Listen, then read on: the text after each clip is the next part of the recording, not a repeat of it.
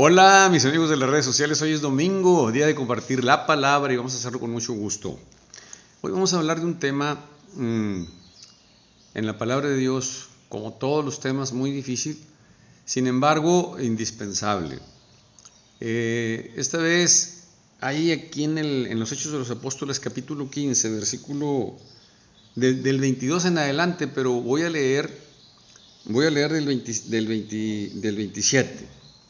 Dice: enviamos pues a Judas y Silas, quienes os expondrán esto mismo de viva voz, que hemos decidido el Espíritu Santo y nosotros no imponeros más carga que estas indispensables: abstenerse de lo sacrificado a los ídolos, de la sangre, de los animales estrangulados y de la impureza.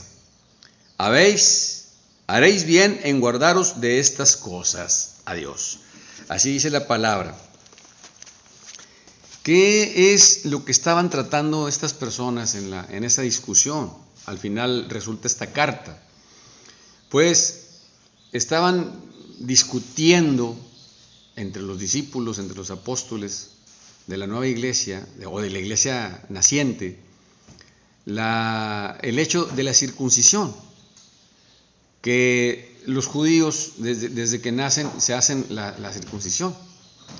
Entonces había esa controversia entre grupos, porque todos los nuevos, los fariseos, todos los nuevos, los que se integraban a la nueva iglesia, pues traían esa historia judía, puesto que el maestro era judío y ahí empezó, en Israel empezó toda esta religión. Entonces pues traían toda esa historia desde Moisés, y no era fácil deshacerse de esos conceptos, ¿verdad? Que toda una vida, ¿verdad? con esos preceptos, y que ahora pues ya no a través de San Pablo. Fíjense el prodigio de San Pablo, ¿no? O sea, una mente tremenda San Pablo. Fue poco a poco, ¿verdad? Como él se nombró el apóstol de los gentiles, llamado a la predicación de los gentiles, así nombró o se hizo saber de que Pedro era el apóstol de los circuncidados. Así se ponían los circuncisos, los gentiles Pablo, y los circuncidados o los judíos Pedro. Entonces así estaba esa dicotomía.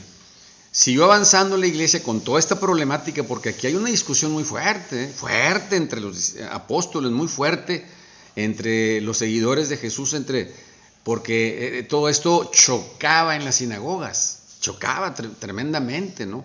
Y entre los nuevos, como Pablo, como Bernabé, que salieron a recorrer las diferentes iglesias para expandir esta nueva iglesia. Mientras que Cefas, Santiago, Juan, todos se quedaron en Jerusalén con los circuncidados, con los judíos. Entonces, frecuentemente había entre las sinagogas el compartimiento de la palabra. Y acuérdense que luego los cristianos se juntaban los domingos y los circuncisos los sábados. Y poco a poco, fíjense cómo está tremendo esto, se fue cambiando. Ahorita en esta carta, de esta discusión acre aquí en Hechos de los Apóstoles capítulo 15, una discusión muy fuerte, se prohíbe, fíjense, se prohíbe nada más estas tres cosas que nombramos, nomás los sacrificados, los ídolos, la impureza, la sangre, y párale de contar. Ya la circuncisión pasaba a segundo término, el Shabbat era dependiendo, y así se fueron quitando todas estas tradiciones judías. Fíjense que Jesús, el maestro, pues lo llevaba como todo judío practicante, siempre las llevó y siempre las observó. Jesús hablaba de las diferencias abismales entre ricos y pobres, entre hombres y mujeres, entre esclavos y prosélitos, entre las diferencias en los diferentes gobiernos en las ciudades o en el pueblo de Israel, con los políticos perversos y corruptos y aparte las autoridades romanas que como era un pueblo que estaba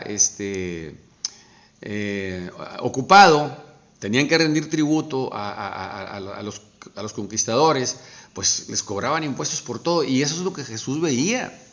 Por eso la prédica de Jesús con el nuevo reino, el reino está aquí, el reino está en ustedes. Acuérdense que decía Jesús, el reino está dentro de ustedes. El reino de Dios ya está aquí. Jesús pensaba que en un momento determinado iba a venir Dios a hacer la justicia. Ipso facto, haz de cuenta, así, pum. Vámonos, el enfermo se sanaba, se quitaba la esclavitud, todo volvía a la normalidad, todos éramos iguales, todos nos amábamos, todos, así pensaba. Y no fue así. Fue precisamente cuando ahora, se los he dicho siempre, la primera iglesia se quedaron así como, bueno, ¿y ahora qué hacemos? Ya se murió Jesús y no llegó nada. Y no llegó el reino y no se está haciendo nada.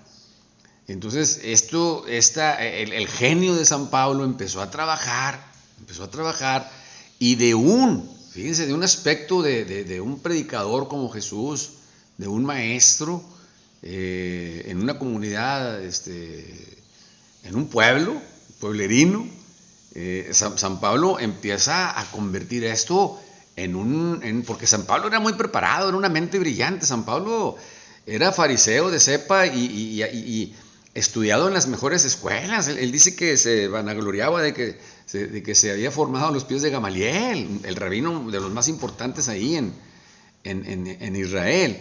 Entonces fue tomando este sesgo, fue sesgando todo esto, fue quitando estos lastres, y empezó a volcar todo a través de creer en el resucitado.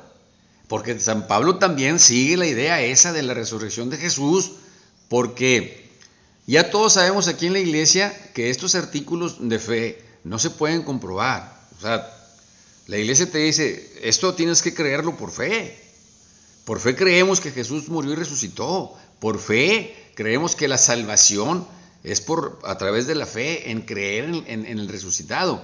Y así lo predica San Pablo. San Pablo estas ideas las mete en este cristianismo que al día de hoy, recuerden ustedes que al principio ahí había corrientes petrinas, había corrientes de Santiago, había corrientes de otras, y la de San Pablo. Que nosotros, los cristianos del siglo XXI, en la postre, pues seguimos estas de San Pablo, ¿verdad? Estas doctrinas paulinas, pero que sin cuestionar, porque aquí, desgraciadamente, te digo, en la iglesia no hay ese tipo de disertaciones, porque San Pablo todo esto lo tuvo por revelaciones. O sea, él mismo dice, a mí no hubo quien me enseñara, a mí me enseñó el mismo Señor Jesucristo, al que ni conoció. Qué tremendo, qué tremendo está la cosa. Por eso es bien importante esto de la historia, y como les digo aquí en este catecismo para adultos, seguimos al Jesús histórico. El Jesús histórico, no nos estamos metiendo con el Cristo de la fe, eso es aparte. Aquí el que quiera creer, que crea, ¿verdad? Así es, y te vas a salvar por fe, y vas a creer en el resucitado, y vas a tener la vida eterna por fe. No por comprobar, aunque hay hechos tácitos que no van. Por eso estamos exhortando nosotros, los cristianos del siglo XXI, y todos los exégetas, teólogos, muchos que son precisamente cristianos católicos, exhortando a un nuevo concilio, porque estas doctrinas ya no van. Se tiene que tener una fe madura, una fe adulta, no solamente creer, sino también confiar y depender. O sea, para obtener una fe adulta y cuestionar. No podemos seguir en esa retórica que aquí prohibido preguntar, aquí prohibido cuestionar, porque te tachan de hereje, te tachan de que no estás de acuerdo, ¿verdad? Y eso no es cierto. Uno pregunta porque tiene libre albedrío, acuérdense. Seréis como dioses. ¿Por qué? Por el libre albedrío. Y entonces aquí obedece preguntar. A lo que tú tengas una duda, pregúntala, y los hermanos te deben de contestar. O tu pastor, o tu sacerdote, o tu teólogo, tu exégeta, lo que tú tengas a la mano, te debe de contestar con la verdad. La verdad os hará libres, dice el Evangelio. Y entonces Y ahorita lo hemos repetido, los cristianos del siglo XXI tenemos un bagaje informativo tremendo, vasto completamente, donde te llegan informaciones de muchas. Y es importante ver en dónde estamos parados, ¿verdad? En dónde estamos parados para seguir nosotros sirviendo y sobre todo siguiendo apegados a las enseñanzas del maestro. Porque pues sí podemos tener mucha información y muchas ideas, y sí, pero si no hacemos lo esencial, hacer el bien al prójimo, amarás al prójimo como a ti mismo, dice Jesús, en dos cosas se resume todo el evangelio. Ama al prójimo como a ti mismo, a Dios sobre todas las cosas y al prójimo como a ti mismo. Y aquí abarca toda la iglesia, toda la religión. Hasta aquí la enseñanza, nos vemos la semana que entra.